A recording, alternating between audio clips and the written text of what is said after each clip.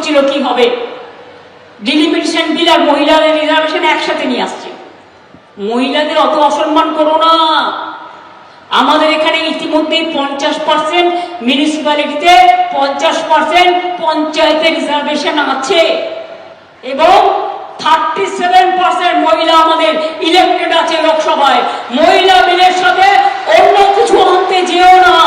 মহিলা বিল আমরা সাপোর্ট করবো, কিন্তু ডিলিমিটেশনের সাথে নয়। নিজেরা হারবে আগামী দিন, তাই তুমি দেশটাকে টুকরো টুকরো করার চেষ্টা করছো। এই দেশকে টুকরো টুকরো করার মধ্যে বঙ্গভঙ্গ করারও প্ল্যান আছে। তাই আমরা বলি আমরা এই ডিলিমিটেশন মানি না। যেভাবে ভোটার নাম ডিলিশন করেছে, কেটেছে, এই সরকার হচ্ছে ডিমোলিশন করে। এই সরকার হচ্ছে ডিমোলিশন অফ ডেমোক্রেসি। এরা গণতন্ত্রকে মার্ডার করে। এদের একদিনও ক্ষমতায় থাকা উচিত না।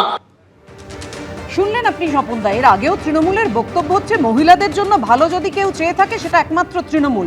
কারণ একেবারে লোকসভায়, রাজ্যসভায় যে যতটা শতাংশ আছে তাতে 41% সাংসদ আছে তৃণমূলের। তৃণমূলই এটা করে দেখিয়েছে। আর এই তো বঙ্গভঙ্গের প্ল্যান, বাংলা ভাগের চক্রান্ত করছে বিজেপি। মমতা বন্দ্যোপাধ্যায় বলছেন উনি এখন অনেক কিছু বলছেন, আর ওনার কথার উত্তর দিতে গেলে সেটা নিজেকে ছোট করা হবে। এই সময় আমরা ওনাকে আর কিছুদিনের জন্য উনি যা খুশি বলার স্বাধীনতা আছে, উনি কদিন ধরে বলে নিন। 4 মের পর উনি আর এসব কিছু বলবেন না। আপনারা দেখতে পাবেন সব চুপ হয়ে গেছে। মহিলা রিজার্ভেশন বিলের সঙ্গে ডিলিমিটেশন না করলে মহিলা রিজার্ভেশন বিল কি করে হবে? মহিলা রিজার্ভেশনের সঙ্গে তো ডিলিমিটেশনের সম্পর্ক আছে। আসন বাড়লে আপনাকে তো ডিলিমিটেশন করতেই হবে, এটা তো নিয়ম। কোথায় করছে? দেখুন, পলিটিক্যাল ক্ষেত্রে, রাজনৈতিক ক্ষেত্রে উইমেন্স এম্পাওয়ারমেন্টের মমতা বন্দ্যোপাধ্যায় এবং তৃণমূল কংগ্রেসের থেকে বড় কোনো উদাহরণ ভূভারতে আছে বলে অন্তত আমি মনে করি না। যেভাবে একজন সাধারণ ঘরের মহিলা নিজের ক্ষমতায়, সম্পূর্ণ নিজের দক্ষতায়, যে উচ্চতা, রাজনৈতিক উচ্চতায় নিজেকে নিয়ে গেছেন, তার দলকে নিয়ে গেছেন, এবং সংসদের ক্ষেত্রে যেটা উনি এক্ষুনি বললেনও, প্রায় 40% কাছাকাছি। কোনো আমাদের তো আলাদা করে সংরক্ষণ প্রয়োজন হয়নি। সাংসদ, মহিলা সাংসদ প্রায় 40% তৃণমূল কংগ্রেস মহিলা সাংসদ তারা দিয়েছে দেশকে।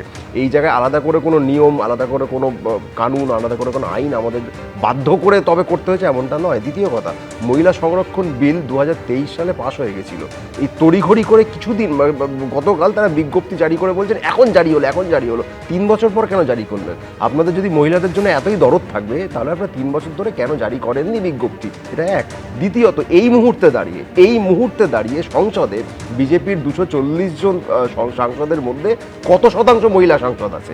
আজকে তারা আইন পাশ করে মহিলাদের প্রতি দরদ দেখাতে চাইছে, নাকি এটার আড়ালে তাদের নিজস্ব যে রাজনৈতিক ষড়যন্ত্র সেটাকে তারা সাফল্যের সঙ্গে তারা এগিয়ে নিয়ে যেতে চাইছে? তারা আজকে এখানে দাঁড়িয়ে স্বপনদা বলুন, উনি বিজেপির প্রতিনিধি হিসেবে, যে এই মুহূর্তে দাঁড়িয়ে রাইট নাও পার্লামেন্টের 2টি হাউসে আপনাদের মহিলা সাংসদদের শতাংশটা কত? মানে এবার ঠিক কথা বলেছে না, আমাদের এই নাম্বার আছে না, কংগ্রেসের আছে না, অন্য কোনো দলের আছে? আপনাদের নেই তো? তৃণমূলের আছে। অতএব তৃণমূলের একজনই আছে, তিনি মমতা ব্যানার্জি। বাকি সদস্যগুলোর ভূমিকা কি আছে লোকসভায়? নিয়ে দয়া করে বাকি লোকসভায় ওই বাকি মহিলা সদস্যদের ভূমিকা কি আছে? আপনাদের নৈতিক অধিকারটাই নেই। কোন ভূমিকা আছে নাকি তাদের? অধিকারটুকু নেই। আরে আমাদের নেই নৈতিক অধিকার, একবার তো তোমার আছে। সেটা নিয়ে আপনি তৃণমূল কংগ্রেসকে শেখাতে আসবেন? না না, শেখাবো কি? এক সেকেন্ড, এবার শেষ করি। এবার আছে ডিলিমিটেশন। দেখুন, সমস্যা হচ্ছে বিজেপির যারা, বিশেষ করে পশ্চিমবাংলা বা দক্ষিণ ভারতের যারা বিজেপি প্রতিনিধি, তাদের একটা অদ্ভুত উভয় সংকট আছে। তারা বুঝতে পারেন না তারা বিজেপি হবেন না বাঙালি হবেন, বিজেপি হবেন না তামিল হবেন, বিজেপি হবেন না মালায়ালি হবেন। কারণ তারা যারা শিক্ষিত, অশিক্ষিতদের কথা বলছি না, সম্বন্ধে অত্যন্ত শিক্ষিত মানুষ, তিনি খুব ভালো করে জানেন ডিলিমিটেশন যেভাবে বিজেপি সরকার করতে চাইছে, এইভাবে যদি হয়, কার্যত বিজেপির জন্য বা গোবলয়ের জন্য একটা রাজনৈতিক চিরস্থায়ী বন্দোবস্ত হয়ে যাবে।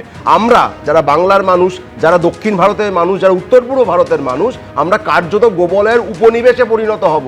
কারণ আসন সংখ্যাটা যে জায়গায় পৌঁছবে, উত্তরপ্রদেশ, বিহার, মধ্যপ্রদেশ, রাজস্থান ইত্যাদি রাজ্যগুলিতে, তাতে তারা একচ্ছত্র আধিপত্য তারা বজায় রাখতে পারবে গোটা ভারতবর্ষের ওপর। কারণ জনসংখ্যার নিরিখে যদি এইভাবে পুনর্বিন্যাস করা হয়, আসন নতুন করে তৈরি করা হয়, তাহলে দেখুন জনসংখ্যা নিয়ন্ত্রণ করতে পারা একটা সভ্য জাতি, একটা সভ্য রাজ্যের অন্যতম নিদর্শন। আপনি আমাকে বলুন, যদি পশ্চিমবাংলা বা তামিলনাড়ু বা কেরালা বা কর্ণাটকা বা মহারাষ্ট্র, যে কোনো রাজ্য বা উত্তর পূর্বের রাজ্যগুলি, তারা যদি জনসংখ্যা সাফল্যের সঙ্গে নিয়ন্ত্রণ করে থাকে, তাহলে আমরা কি পেনাল্টি পাবো? আমরা কি শাস্তি পাবো যে ভাই তোমরা কেন নিয়ন্ত্রণ করলে? এটা কি আমাদের অপরাধ হয়ে গেল? একে আধুনিক রাষ্ট্রে, আধুনিক ভারতবর্ষ ভারতবর্ষে আমরা জনসংখ্যা নিয়ন্ত্রণের প্রশ্নে সেই রাজ্যকে আমরা পুরস্কৃত করব সরকারি তরফে, রাষ্ট্রের তরফে, নাকি তাকে শাস্তির মুখে ফেলবো? আমরা বাঙালিরা বা দক্ষিণ ভারতের মানুষ বা উত্তর পূর্ব ভারতের মানুষ, তারা যদি জন্মহার নিয়ন্ত্রণ করে থাকেন, সেটা ভারতবর্ষের জন্য ভালো হয়েছে না খারাপ হয়েছে? আপনি এইটুকু আমাকে বলুন। যে কোনো পরিবার পরিকল্পনার আমি আলোচনায় ফিরবো, কিন্তু তার আগে একদম একটু থামালাম। তার আগে আপনাদের সামনে রাখবো প্রধানমন্ত্রী নরেন্দ্র মোদী গতকাল কি বলেছিলেন এই মহিলা সংরক্ষণ বিল ইস্যু নিয়ে। मैं आज एक जिम्मेवारी से कहना चाहता हूं कि निर्णय प्रक्रिया किसी के साथ भी भेदभाव नहीं करेगी। ये निर्णय प्रक्रिया किसी के साथ अन्याय नहीं करेगी। महिलाओं को मिलने वाले इस अधिकार का जिसने विरोध किया है, देश की महिलाओं ने उन्हें माफ नहीं किया है। हमारी नीयत की खोट देश की नारी शक्ति कभी माफ नहीं करेगी। और इसलिए मैं आज अपील करने आया हूं आपके पास कि इसको राजनीति के तराजू से मत तोलिए। हमें क्रेडिट नहीं चाहिए। जैसे ये पारित हो जाए, मैं कल एडवर्टाइजमेंट दे करके सबका धन्यवाद करने के लिए तैयार हूं, सबकी फोटो छपवाने के लिए तैयार हूं। চন্দনদা, আপনারা অর্থাৎ কংগ্রেস বারবার বলছে প্রধানমন্ত্রী পুরো এই বিলটার জন্য ক্রেডিট নিচ্ছেন। আসলে তো প্রধানমন্ত্রী একেবারে ক্লিয়ার করে দিয়েছেন তিনি কোনো ক্রেডিট নিতে চান না, উল্টে বরং আপনারা যে এই উইমেন রিজার্ভেশন বিলের এত আপত্তি করছেন, বিরোধিতা করছেন, দেশের নারী শক্তি আপনাদের ক্ষমা করবে না। হয় এটা সত্য নয়, না হলে এটা ইন্টারেস্টিং। আমি তোমাকে একটা পরিষ্কার কথা বলি, এখান থেকে শুরু করা যাক। এই নারী, এই প্রসঙ্গটা উঠেই ভারতবর্ষের প্রধানমন্ত্রী একজন নারী কংগ্রেসের উপহার, একজন নারী মুখ্যমন্ত্রী নন্দিনী শতপথী আমাদেরই পাশের রাজ্য ওড়িশা কংগ্রেসের উপহার। আমি সে প্রসঙ্গে যাচ্ছি না, আমি শুধু স্মরণ করিয়ে দিতে চাইছি এই নারী সুরক্ষা এবং এই নারী এম্পাওয়ারমেন্ট ডিভিশনটাই তৈরি হয় রাজীব গান্ধীর সময় মিনিস্ট্রিয়াল ফর্মে। প্রথম হয় সমাজ কল্যাণ এবং নারী এম্পাওয়ারমেন্ট দপ্তর। তো আমার প্রশ্নটা হচ্ছে, আমরা ভাবছি তখন থেকে, পরবর্তী সময় নরসিমা রায়ের সময় সংরক্ষিত হয়, তার পরবর্তী সময় গীতা মুখার্জি কমিশনটা তৈরি হয় কংগ্রেসের সময়। এখন হাউ হাউ করে কাঁদার গল্প করছেন কারা বাধা দিয়েছিলেন সে সময়। আজকে এটা বুঝতে হবে তার পাশাপাশি যে আজকে যেখানে দাঁড়িয়ে আছে এক্স্যাক্টলি কোন পারভিউতে দাঁড়িয়ে আছে এটা পরিষ্কার করে দিন। প্রধানমন্ত্রী বলছেন ওখানে ঠিক। রাহুল গান্ধী কেন বলেছেন ম্যাজিক্যালটা এই কারণে যে এরা সম্পূর্ণ একটা ধোঁয়াশার মধ্যে একটা ম্যাজিক ড্র করে এই বিলটাকে পাস করবার চেষ্টা করছে। একদম সিম্পল একটা তত্ত্ব সামনে আনা যাক। স্বপনবাবু বললেন এবং সকলেই বলছেন ডিলিমিটেশন একটা ফ্যাক্টর। আচ্ছা, ডিলিমিটেশনের আগে তোমাকে জানতে হবে কি তোমার জনগণনা, সেন্সাস, তোমার সাইজ অফ পপুলেশন কত তুমি জানো না। কেউ বলছে 140 কোটি, কেউ বলছে 146, এরাও জানেন না এবং কোনো দুর্বোধ্য কারণে 2021-এ সেটা করা হয়নি। 1 point. Second point, caste based হবে, যেটা বারবার রাহুল গান্ধী বলেছেন, সাক্কাম করেছেন, গভর্নমেন্ট মেনে নিতে বাধ্য হয়েছেন।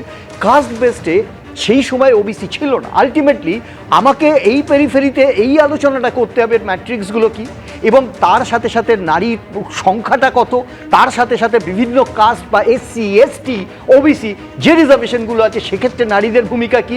দ্য হোল ম্যাথামেটিক্সটাকে অ্যাভয়েড করে গিয়ে শুধু ইমোশনাল কথা পার্লামেন্টে বলে যাব আর তার সাথে সাথে 4 দিনের একটা স্পেশাল কনভেনশন ডাকবো। আবার একটা স্পেশাল কনভেনশন 2023-এ ডাকা হয়েছিল, কনভেন করা হয়েছিল, যেখান থেকে এই বিলটা পাস করানো হয়েছে। এখন তোমাকে বুঝতে হবে যে এরা ডিলিমিটেশনটা চাইছেন পিছনের দরজা দিয়ে। কেন সর্বদলীয় বৈঠক করেননি? ইনফ্যাক্ট পার্লামেন্টারি সর্বদলীয় বৈঠক করেননি। কেন এরা পার্লামেন্টকে স্পেশাল সেশনে নিয়ে গেলেন অথচ আলোচনা করতে দিচ্ছেন না? এরা যেটা করতে চাইছেন, আবারও বলি, ডিলিমিটেশনের মাত্রা চড়িয়ে এরা বারবার প্রতিষ্ঠিত করবার চেষ্টা করছেন যে কত মাত্রায় সিট এরা বার করে আনতে পারেন। ওই ধর্ম, ওই ভাষা, আমি প্রদীপ চট্টোপাধ্যায়ের কাছে আসবো। 1947 স্বাধীনতার 70 বছর পেরিয়ে গেল, এখনো কেন এই মহিলা সংরক্ষণ বিল নিয়ে এত রাজনৈতিক টানাপোড়েন? কেন আগে করা গেল না? তার কারণ হচ্ছে রাজনৈতিক সদিচ্ছার অভাব এবং হচ্ছে গিয়ে সংবিধান মেনে করতে হবে। সংবিধান সংশোধনের জন্য যথেষ্ট সরকারের কাছে তার সাংসদ থাকতে হবে। ফলে 2019-এ যেটা বিজেপির কাছে খুব সহজ মনে হয়েছিল সেটা আজকে 2024-এর পরে অতটা সহজ মনে হচ্ছে না।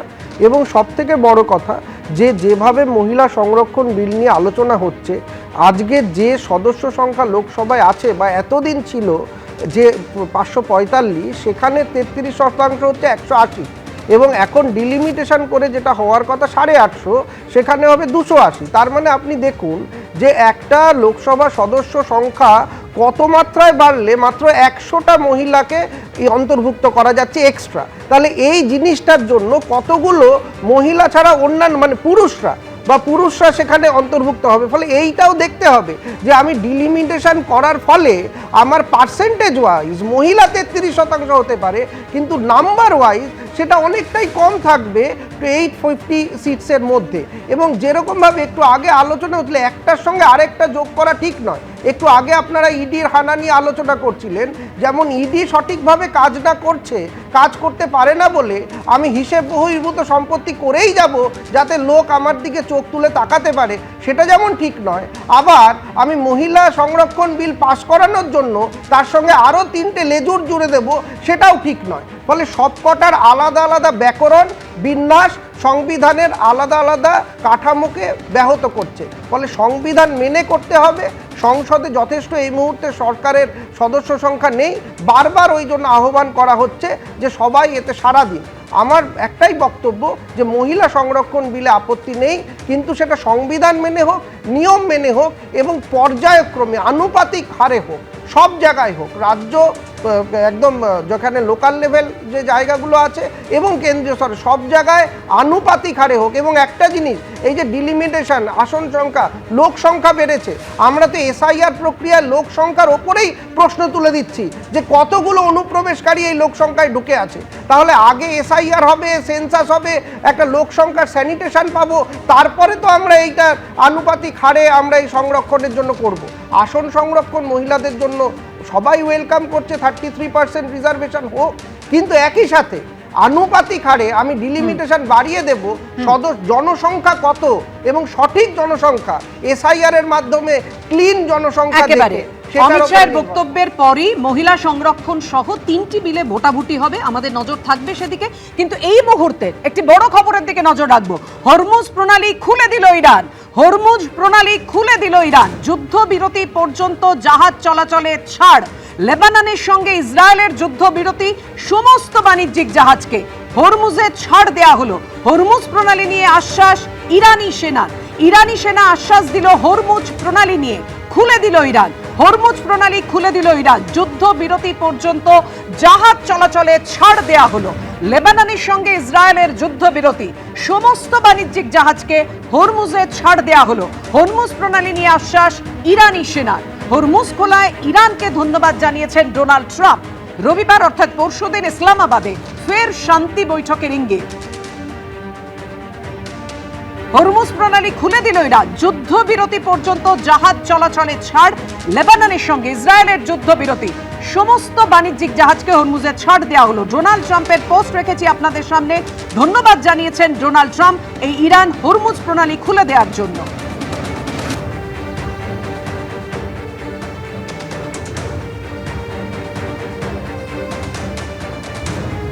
হরমুজ প্রণালী দীর্ঘদিন ধরে বন্ধ থাকায় যে গ্যাসের সংকট হয়েছিল শুধুমাত্র আমাদের দেশে নয় সারা বিশ্ব জুড়ে, যার ফলে আমাদের কতটা সমস্যার মধ্যে পড়তে হয়েছিল, যে এই মুহূর্তে যে খবর পাওয়া যাচ্ছে অত্যন্ত বড় খবর। হরমুজ প্রণালী খুলে দিল ইরান। যুদ্ধবিরতি পর্যন্ত জাহাজ চলাচলে ছাড় দেয়া হলো। তৃণমূল ও কংগ্রেস সহ বিরোধীরা আক্রমণ শানাচ্ছে এই দিক থেকে যে এটা আসলে পেছনে ব্যাকডোর দিয়ে ডিলিমিটেশন করার চক্রান্ত। আমি অরিন্দমদার কাছে আসবে এইখানেই।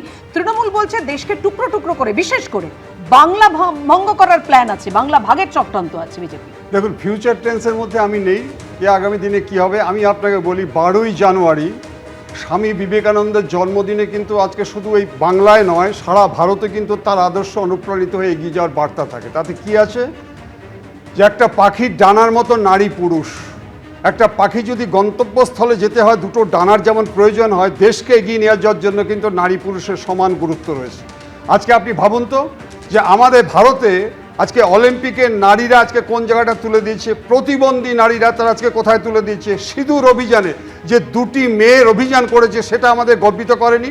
আমি বরঞ্চ আপনাকে বলবো, রাম চলে যাওয়ার পরে তার খড়ম নিয়ে আজকে লক্ষণ আজকে প্রজাদের সুখ স্বাচ্ছন্দ্যের জন্য রাজত্ব চালাচ্ছিল। আমি বরঞ্চ বলবো ডিলিমিটেশনের পরবর্তীকালে যে সমস্ত মহিলারা আজকে দায়িত্ব নেয় তারা তাদের ডিফেক্ট হয়ে যে স্বামীরা পরিচালনা করে আজকে দেশকে শেষ করছে, সেই ব্যাপারে লুকআউট শুড বি মেনটেন। একটা এক্সাম্পল দিচ্ছি, সেটা হচ্ছে আজকে সল্ট লেকে দত্তাবাদে আজকে কে, নির্মল দত্ত বলে কাউন্সিলর এক্স, তার স্বামী, তার স্ত্রী হচ্ছে কাউন্সিলর, সে আজকে যেভাবে দিনের পর দিন অত্যাচার করছে, যেভাবে আজকে মাফিয়াগিরি করছে, তাকে আজকে অ্যারেস্ট করেছে। এইটা যেন না হয়, নারীদের যদি দেওয়া হয় তারাই আজকে করে, সেই কথা সেই চিন্তা ভাবনা করে আজকে কিন্তু আজকে স্টিয়ারিং কমিটি একটা এই করা মুহূর্তে দরকার। দাঁড়িয়ে যে ভারতীয় জনতা পার্টি মহিলা সংরক্ষণ নিয়ে দেশ বিদেশ একেবারে ফাটিয়ে দেওয়ার চেষ্টা করছে প্রচারের মাধ্যমে, এই মুহূর্তে দাঁড়িয়ে তাদের মহিলা সাংসদদের শতাংশ 13-রও কম। Let that sink in. 13% কম যাদের মহিলা সাংসদ, তারা নাকি মহিলা দরদি বলে এই বিল আনছে। এটা আমাদের বিশ্বাস করতে হবে? দেখুন, রাজনৈতিক বিরোধিতা 100 বার থাকতে পারে, কিন্তু তাই বলে যুক্তি বুদ্ধি সবকিছু ধামাচাপা দিয়ে বিজেপি বলছে বলে তার পেছন পেছনে আমি ড্যাং ড্যাং করতে করতে ছুটবো, এইটা হতে পারে না। যারা নিজেরা মহিলাদের নিজেরাই প্রার্থী করে না, আবার তারা বললাম, মহিলা সংরক্ষণ সহ 3টি বিলের ওপর ভোটাভুটি লোকসভায়, অবশ্যই ভোটাভুটিতে কি হয় আমাদের সেদিকে নজর থাকবে। এবিপি আনন্দ, এগিয়ে থাকে, এগিয়ে রাখে।